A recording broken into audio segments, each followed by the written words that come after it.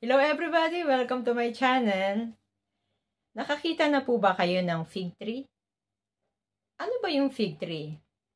Hindi ko rin po alam dati ang fig tree. Pero nabasa ko po yan sa isang part sa Bible.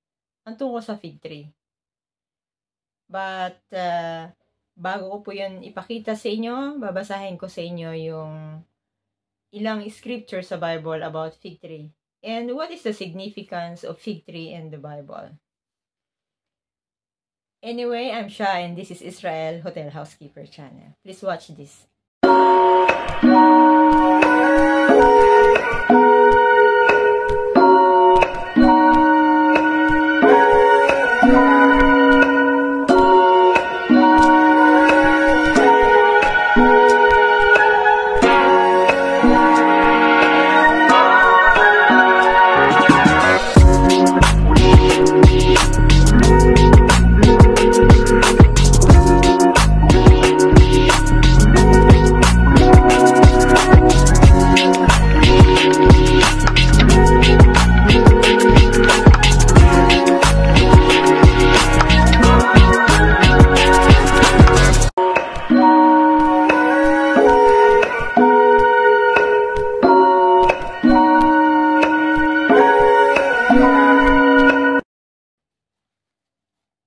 Anyway, what is the significance of the fig tree in the Bible? Marami pong part sa Biblia na nabanggit yung fig tree. Ilan lamang po ito sa mababasa ko ngayon para malaman nyo. At unahin po natin ang Mark chapter 11 verse 13. Pero mag-i-start po ako sa verse 12. Ito po yung Jesus curses the fig tree. Arang nainis siya kasi yung puno na yun, walang bunga, puro dahon. That is springtime. Dito po kasi sa Israel, dalo po ang season ng pagbubunga ng fig tree. Kapag springtime, in March and April, namumunga po ang fig tree during springtime, pero maliliit po ang bunga at hindi po matatamis, ayon po dun sa napanood ko. And then, yung isa naman pong season is in fall season or autumn. Namumunga po ang fig kapag fall or autumn ng malalaking bunga at matatamis po. Kapag spring, hindi daw po masyadong matamis. Yun yung time na walang bunga yung fig na nakita ni Jesus Christ. Pero hindi doon nabanggit dito kung anong season niya nakita. Yun eh. Basta yun, natagpuan niya yung puno na yun na walang bunga, pero malalim ang ibig sabihin po nun. Ito po yung tinutukoy sa Mark chapter 11 verse 12 hanggang 14. Jesus curses the fig tree. The next day, as they were coming back from Bethany, Jesus was hungry. He saw in the distance a fig tree covered with leaves, so he went to see if he could find any figs on it. But when he came to it, he found only leaves, because it was not the right time for figs. Jesus said to the fig tree, "No one shall ever eat figs from you again." Nagsalita siya ng ganon. And his disciples heard him. Diba? Kahit naman po sino, diba? Gusto mong makakita ng bunga, tapos ba't wala pang bunga? Diba? In normal life, bilang isang mga tulad nating mortal, na, diba, pag di mo nakita, walang bunga. Ayoko na sa'yo. Parang sa amin din, pag may mga puno na walang bunga, puputulin ka na namin kasi wala kang bunga. Aba, mapansin-pansin ko, mga ilang buwan na mumulaklak na. Anyway, basahin po natin ang kasunod na chapter. Part ng Bible is about Jeremiah. Natukoy din po doon ang tungkol sa fig tree. Jeremiah chapter 8 verse 13. Para po lubos nating maunawaan ang tungkol po sa Jeremiah chapter 8 verse 13, basahin po natin ang Jeremiah chapter 8 verse 4. Hanggang po doon sa tinukoy yung tungkol sa fig. It is about the sin and punishment. Jeremiah chapter 8 verse 14. Verse 4. The Lord told me to say to his people, when someone falls down, doesn't he get back up? If someone misses the road, doesn't he turn back? Why then, my people, do you turn away from the from me without ever turning back? You cling to your idols and refuse to return to me. I listened carefully, but you did not speak the truth. Not one of you has been sorry for your wickedness. Not one of you has asked, what have I done wrong? Each of you keep on going your own way, like a horse rushing into battle. Even storks know when it is time to return. Doves, swallows, and thrushes know when it is time to migrate. But, my people, you do not know the laws by which I rule you. How can you say that you are wise and that you know my laws? Look, the laws have been changed by dishonest scribes. Your wise men are put to shame. They are confused and trapped. They are rejected my words. What wisdom do they have now? So I will give their fields to new owners and their wives to other men. Everyone, great and small, tries to make money dishonestly. Even prophets and priests cheat the people. They act as if my people's wounds were only scratches. All is well, they say, when all is not well. My people, were you ashamed because you did these disgusting things? No, you were not ashamed at all. You don't even know how to blush, and so you will fall as others have fallen. When I punish you, that will be the end of you. The Lord have spoken. I wanted to gather my people as a farmer gathers a harvest, but they are like a vine with no grapes, like a fig with no figs. Even the leaves have withered. Therefore I have allowed other outsiders to take over the land. Why are we sitting still? God's people ask, come on, we will run to the fortified cities and die there. The Lord our God has condemned us to die.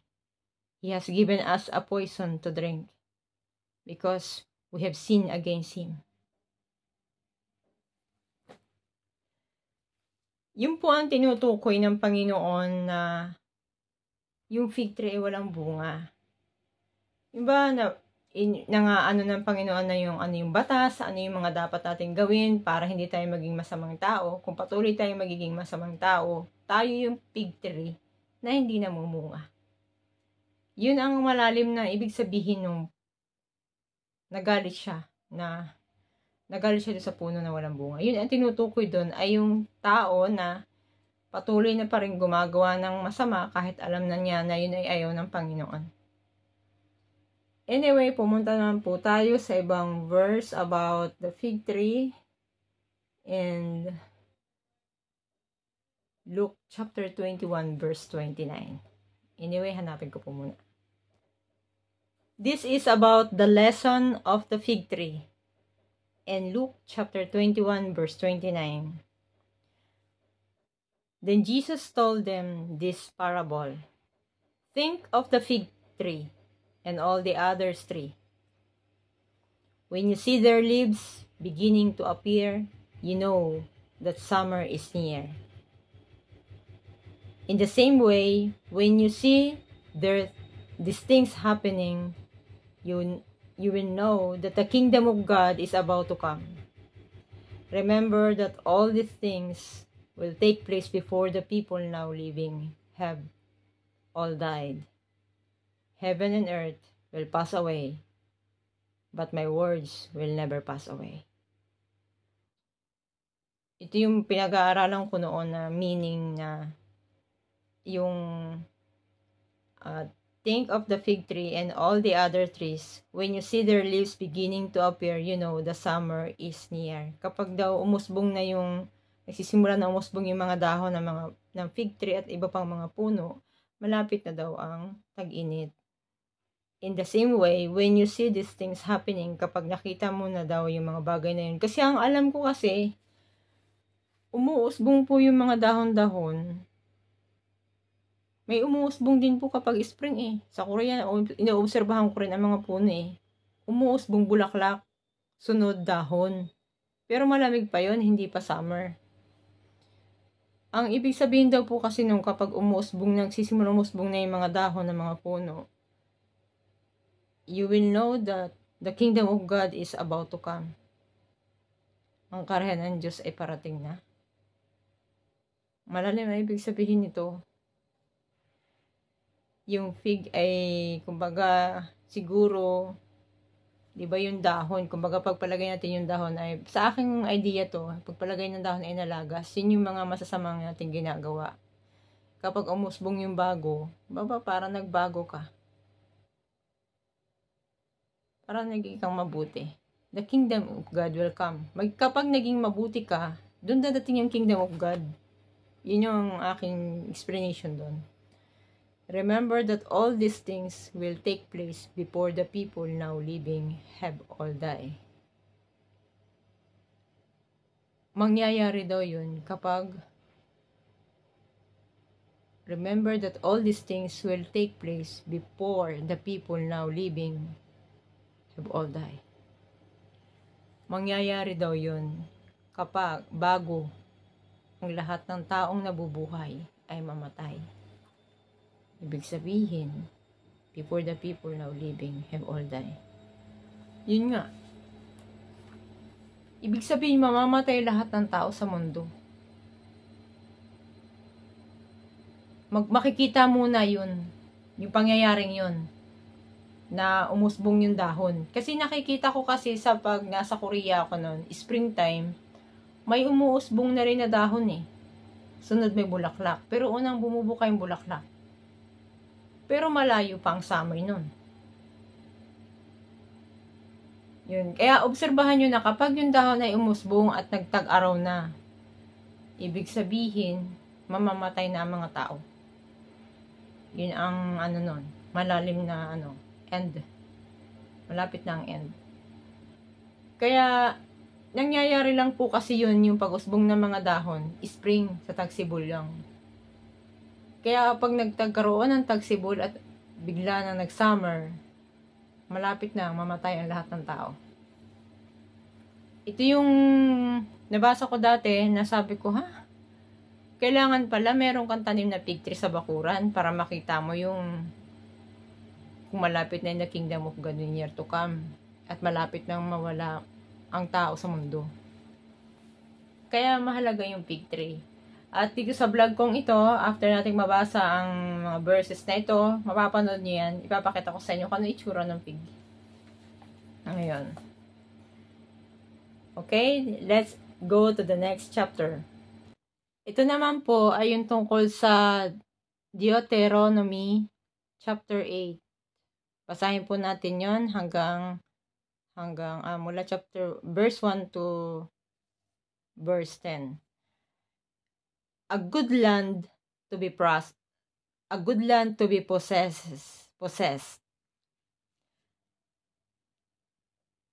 Chapter 8 verse 1 to 10. Obey faithfully all the laws that I have given you today, so that you may live, increase in number, and occupy the land that the Lord promised to your ancestors. Remember how the Lord your God led you on this long journey through the desert these past 40 years, sending hardship to test you, so that he might know what you intended to do and whether you would obey his commands. He made you go hungry, and then he gave you manna to eat, food that you and your ancestors have never eaten before. He did this to teach you that you must not depend on bread alone to sustain you, but on everything that the Lord says. During these 40 years, your clothes have not worn out, nor have your feet swollen up. Remember that the Lord your God corrects and punishes you, just as parents discipline their children. So then, do as the Lord has commanded you. Live according to his laws and obey him.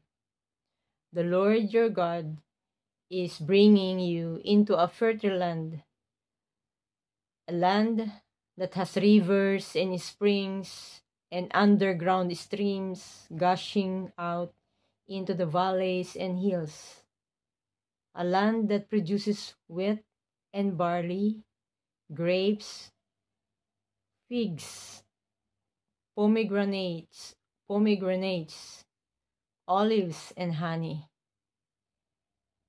There you will never go hungry or ever be in need.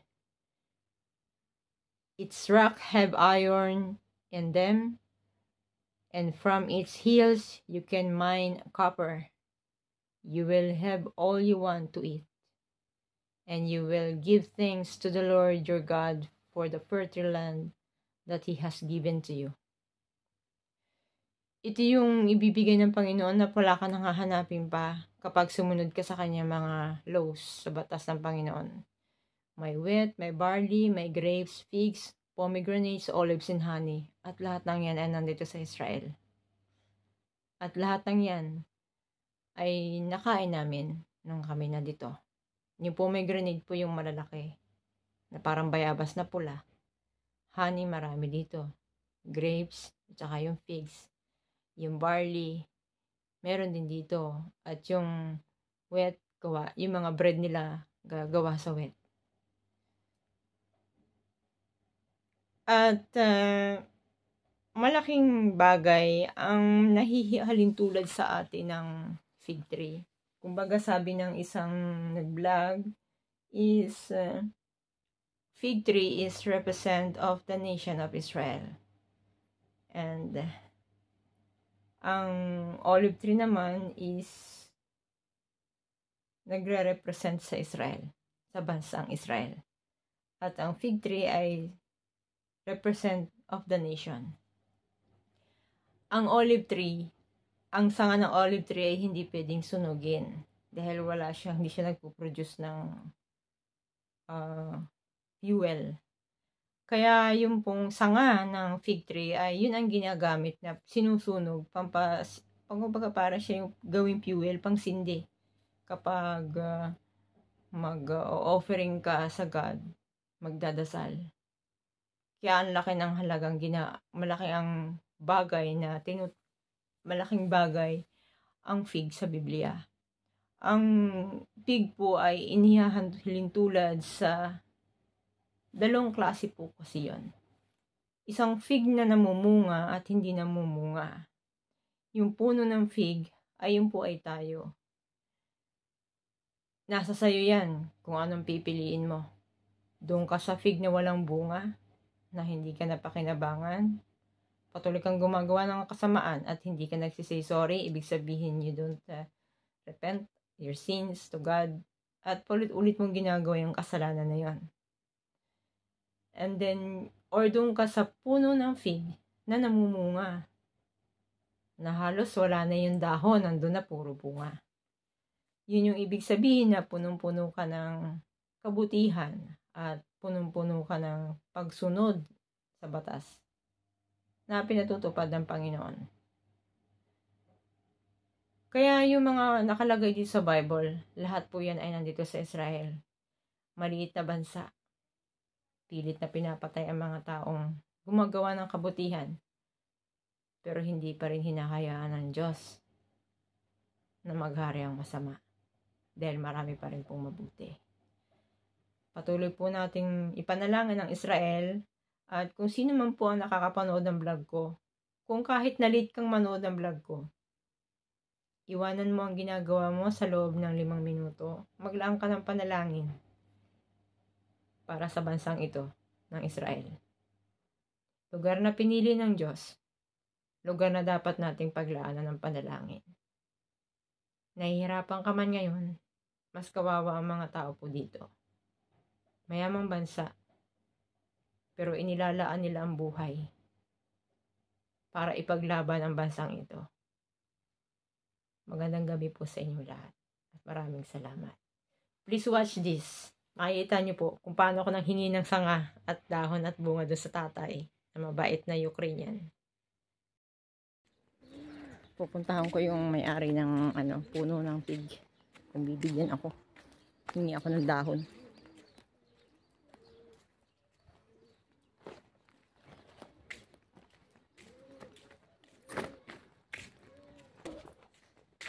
Tapos ng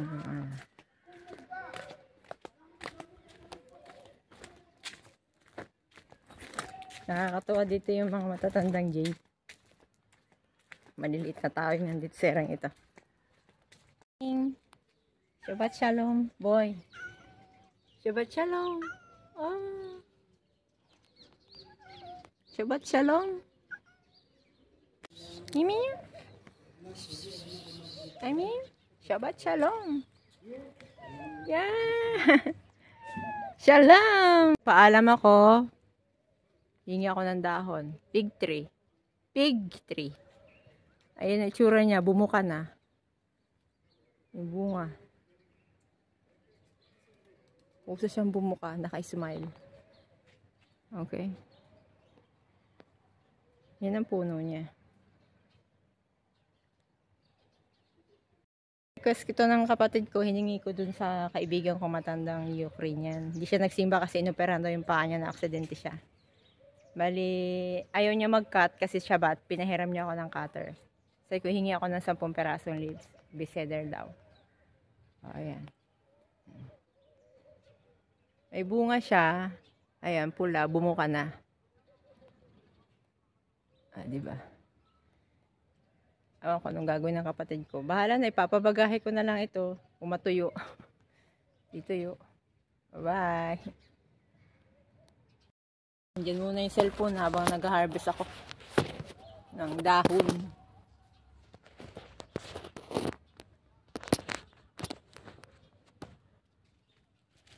Charot. Malaki na. Kasi dadali ng kapatid ko yun.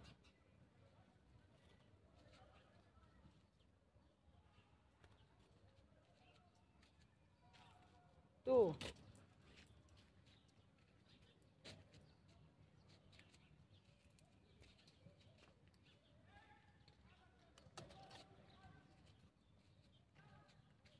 Three.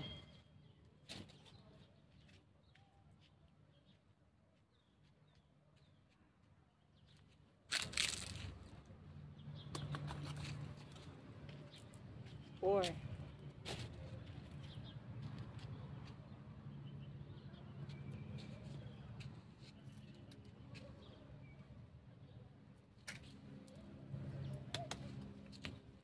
Hi, Mimi. 5.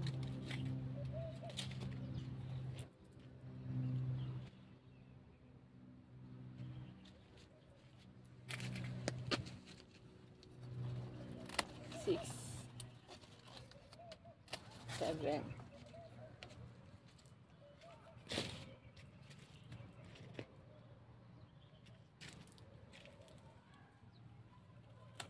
8.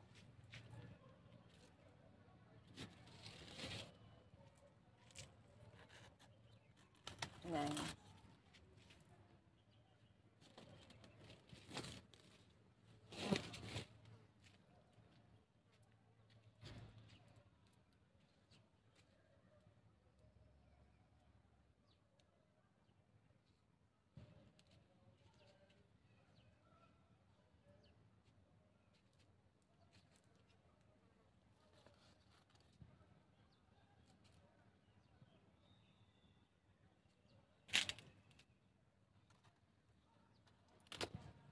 Okay.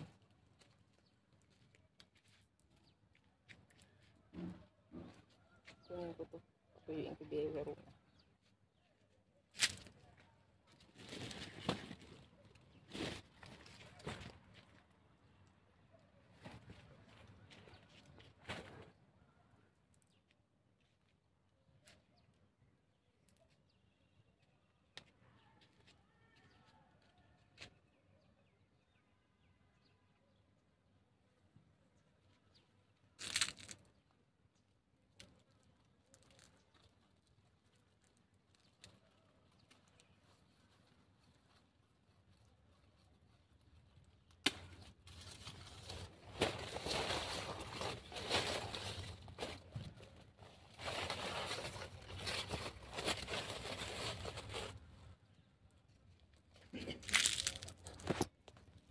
Ayan.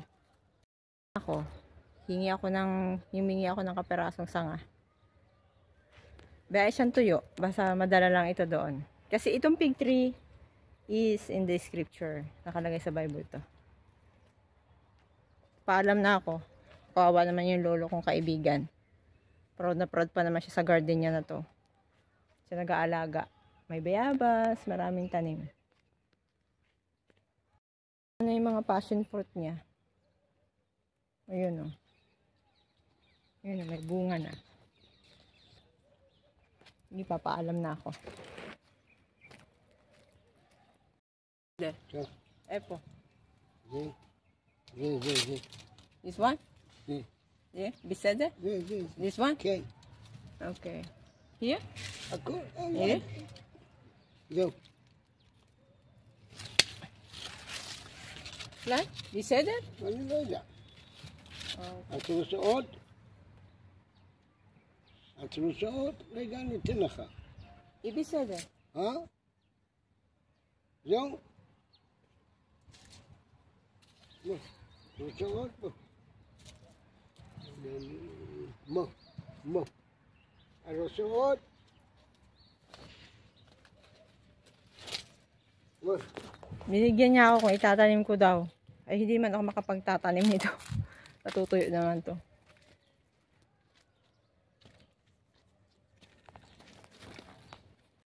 Hindi niya sa akin yung mga pinagpuputol niya sanga ng pig. Ibised eh.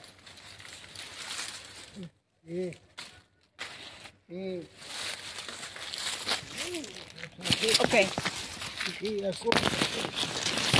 Bye-bye. Bye-bye. Take care. Ima, Epo. Ha? Ima, you look. Shalom, Philippine. Ima, Epo. Ima? Ah. No. Isha. Isha. Okay. Zug. Knesset. Ah, okay. Nagsimba daw. Bye-bye. Bye. Todaraba. Name? Fig tree? הנה, זה. אוקיי. משהו כתבת. לוטיטי? זה, איך קוראים לו? זה... This. טינה. Tina? טינה, כן, טינה. הנה? כן. Ah, Tina pala ang tawag sa טינה, pig. כן. Tina? כן. Tina pala ang tawag sa pig tree. טינה. Philippine pig tree. לא יודע. Pig. This is Tina? זה... ליטוטי. תות. Lituti. Okay. Mulberry. Okay. Ah, ini. Itong passion fruit. לא זה. הנה. לא. Name, passion fruit? לא. זה. Lituti. בוא. Ah, ini. No. Ini, ma. לא.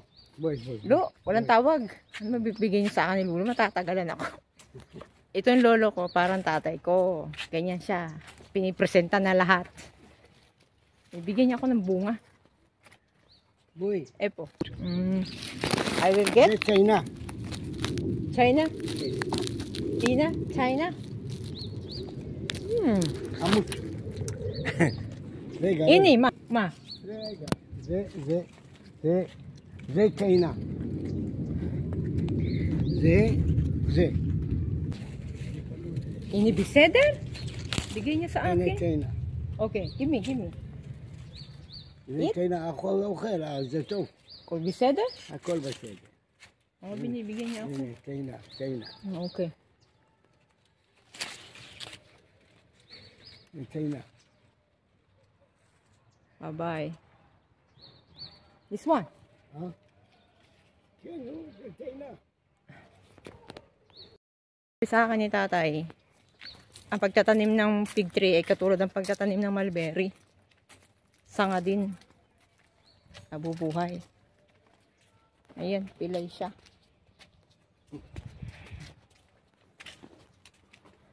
Yapa! Yafa. Your garden, yapa! Bye-bye! Guys, ang pig. Bunga ng pig. Bumuka yan kasi sa sobrang init, hilaw pa yan. Ang bunga niyan ay parang hugis mata. Ngayon pag bumitak siya, nadidivide into 3. Ngayon kung makikita niyo yung pagkakahati niyan, ganyan din ang design ng dahon ng pig. Ipapakita ko sa inyo ha. Pero ito yung loob. Pag nahihinog siya, masarap kainin, parang alateres sa atin. Yan ang loob niya. Yan itsura. Pero hindi pa yan hinog. Bumuka lang dahil sa sobrang init. Itong bunga, kapag nakataob, parang dahon. Yung design ng dahon niya. Ito yung dahon ng fig tree. Ayan. Ganyan din siya, parang pabuka lang. Tapos para siyang dahon ng, kapag hinawakan mo, parang siyang dahon ng dulugyan, dahon ng dulong yan o kamansi. Para din siyang tibig. Pero pag hinawakan mo siya, para siyang upli na magaspang. Yan ang dahon ng pig.